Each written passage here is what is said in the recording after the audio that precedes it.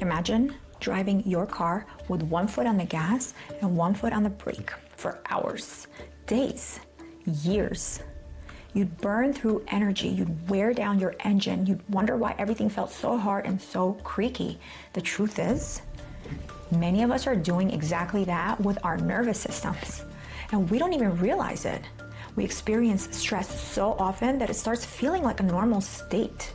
And I'm not even talking about deep stressors like losing a home or a job or a death in the family. I'm talking about basic daily micro stressors, traffic, work emails, bills, managing kids' schedules, making dinner, going through your to-do list, the constant feeling that something needs your attention. We spend so much of our lives in a state of low-level stress that it feels normal. The racing thoughts feel normal. The tension in the shoulders feel normal. The tight jaw, the shallow breathing, the constant urge to check your phone, to stay busy, to keep moving, to think about what's next. We think it's all normal, but normal does not necessarily mean optimal. So what we're likely thinking is our typical day in the life is slowly wreaking havoc in our systems. When the body is in a state of stress, it perceives a threat. Whether the threat is real or not, whether it's mental or physical, your body prepares for survival. Your heart starts beating fast, your muscles tighten, stress hormones like cortisol and adrenaline begin circulating through the entire body, the attention narrows, your senses become more focused, your body becomes very efficient at one thing: protection. The sympathetic nervous system, aka fight or flight, was used and inherited by our ancestors against actual physical predators that they either fought or ran from. And while this response is brilliant in moments of genuine danger, it was never designed to stay switched on all day, every day. Yet for many people, it does. So although in the modern day, we're not running for our lives, the fight or flight system is deeply rooted in the human species survival mechanism. Today, for the most part, our triggers are mostly purely psychological, but the stress response is just as bad as if we were running from a wild beast. The body remains prepared for a threat that never actually arrives. The stress response is so exhausting to the body, spending enormous amounts of energy preparing for danger. What do you think happens in chronic stress? If we don't neutralize this response, the systemic damage compounds on a daily basis. The body gets flooded with cortisol, blood pressure stays high, hormones are disrupted, there is a constant inflammation in your body. But neurologically now, sustained cortisol levels become not only toxic to the body, but to the brain too. And that suppresses the brain growth. It blocks new cell production within the brain. Fear centers in the brain grow larger, and the executive functioning areas in the brain shrink significantly. So we experience brain fog, forgetfulness, indecisiveness, procrastination, and it's all a part of this response. It turns into a vicious cycle and compounds. And the crazier part is, we are addicted to this state. Not because we want to, we're just used to it. We don't know any better. We are wired with our thoughts, we're consumed with information, we're absolutely repulsed by the idea of simply doing nothing. So unless you live in a mountain and meditate 3 times a day, you're most likely living in some level of stress, unknowingly, of course. Some of it is mild, some more serious, but bottom line is, stress is stress. Whether you're dealing with a divorce or a deadline at work, stress is a typical state of being for most people. So how do we regulate this? And what if the reason that our mind won't slow down has absolutely nothing to do with the mind? What if the real issue is that our bodies haven't felt safe in years? Because whether you're aware of it or not, the body is constantly asking one question: am I safe? And depending on that answer, it becomes a very different body. So what exactly can we do? The answer is so simple that it's almost uncomfortable. And today, I want to show you what happens when that finally changes. Most people think stillness is doing nothing. Sitting quietly, closing your eyes, maybe trying not to think for a little bit. The whole idea seems so unnatural and foreign that it feels counterproductive. But what if stillness is actually one of the most biologically active things that your body can experience? What if in those moments when you stop rushing, when you stop reacting or preparing for what's next, your body begins a process it rarely gets the opportunity to do? A process of repair, a process of reorganizing, or a process of restoration. It is moments of stillness that ultimately interrupt these vicious cycles of stress and the stress response from our bodies. Not because you're forcing your mind to stop thinking, not because you've mastered some meditation technique. This is not necessarily meditation. You're not focused on anything. This is not breathwork exercise, although it is something you can incorporate later on.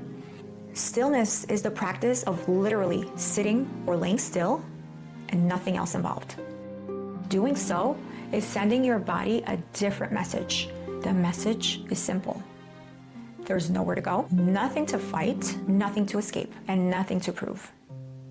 Slowly, the body acknowledges this safety, and that is when the most remarkable shifts in human physiology begins.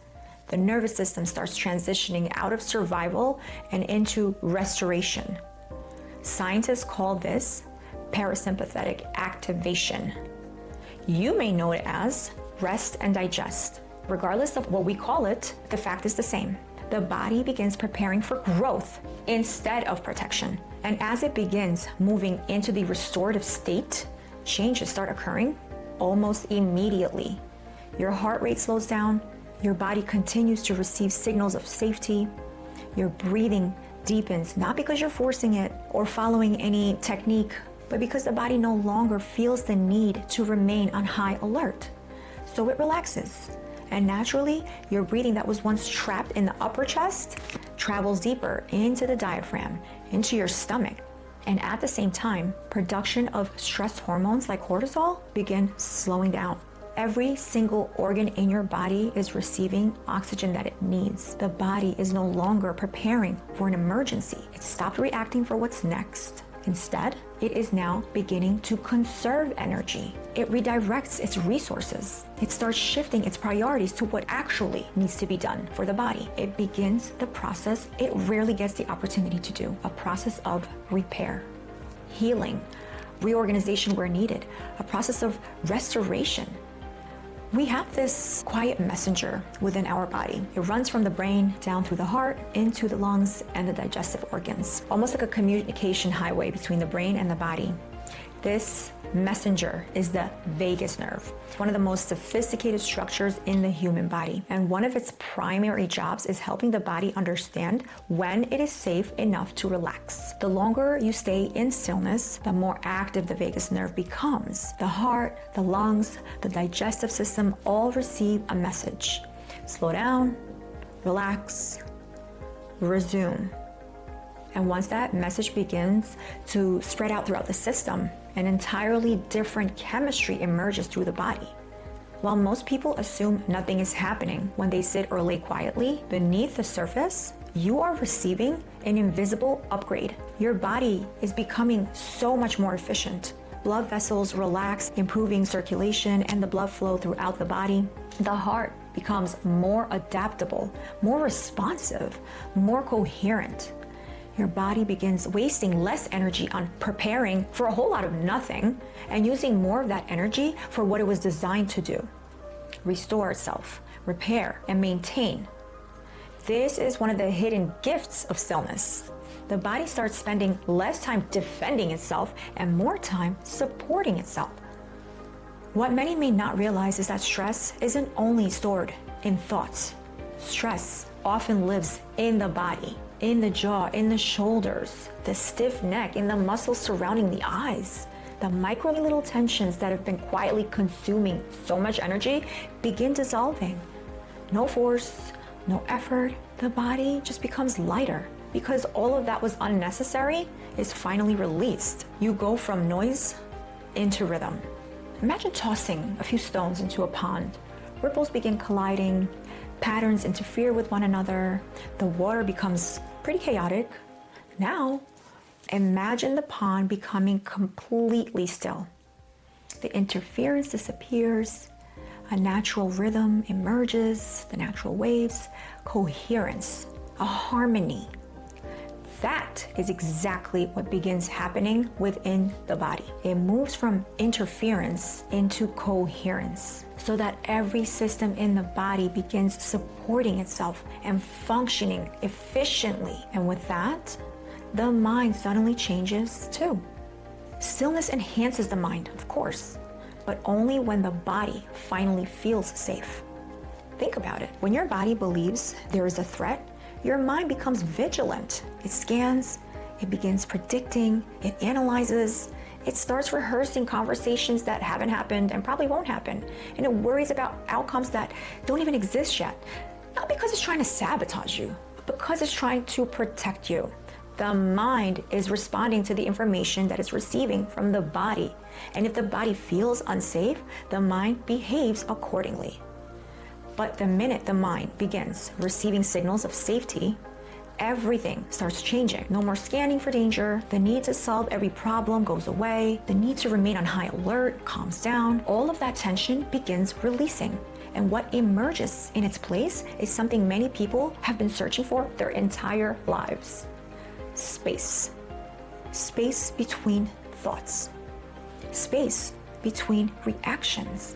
Between who you've been and who you are becoming. So not only is there a systemic upgrade physically, but the brain also begins operating differently as well. The brainwave activity slows down, moving from high beta brainwaves associated with stress, planning, and constant mental activity, and naturally moves into slower brainwaves, alpha, and sometimes even theta brainwaves. They're both associated with relaxation, creativity, intuition, and that's where all of that is more prominent, is when your brain is relaxed, where your imagination becomes vivid, where insight appears unexpectedly.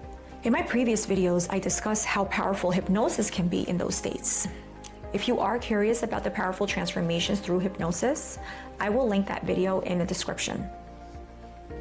So because most of our lives are spent focused on the outside factors, the next notification, the next obligation, the next problem to solve, we completely forget the subtle language of the body, what scientists call introspection, the awareness of what's happening inside of you. And what's even more interesting is that the more connected we become with our internal experience, the more regulated we become. We stop living from the hundreds of thoughts that move through our mind per minute and begin listening to the internal signals, to what's going on inside. The body begins speaking, and for perhaps the first time in a very long time, we begin listening. The goal here is not to escape life or to stop thinking. It's not about perfect postures or breath work or affirmations. Literally, there's no conversation needed here, no podcast, no music, nothing.